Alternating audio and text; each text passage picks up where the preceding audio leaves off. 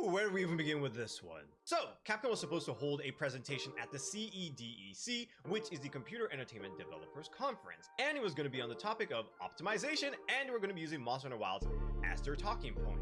However, that ended up being cancelled due to the fact that they've been receiving constant threats from what they may or may not be fans of the game. Now, I'll start off by saying the fact that Capcom was going to be holding a presentation on optimization from Monster Hunter Wilds is a little interesting, considering that the game itself has had a bunch of performance issues since its release, specifically on PC. Console, for the most part, are pretty damn good, and even on PC, there are a lot of people out there who probably attest to the fact that they've never experienced any issues. But even for someone like myself with a 4090, I've noticed that the game seems to be very demanding when it comes to resources. Now, let's not even talk about all the different configurations that one can have on PC.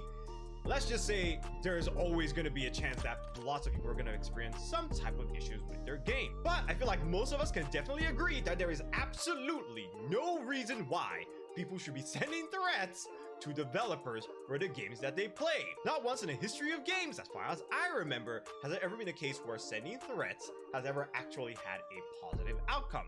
Not saying that it should, but you would think that at this point, people would learn, stop doing this shit, it doesn't actually help. By you threatening devs, you're instead bringing them stress, which rather than that supposedly helping them work on the game, instead they're going to be too worried, panicked for them to actually do anything to fix the game. And let's even talk about the fact that Capcom at this point is one of the few companies out there that actually seems to care about what fans have to say. Plus the fact that they always tend to fix their games even if there are issues. So yes, Monster Hunter Wilds might be having some issues right now, but that doesn't mean it's going to be that way forever.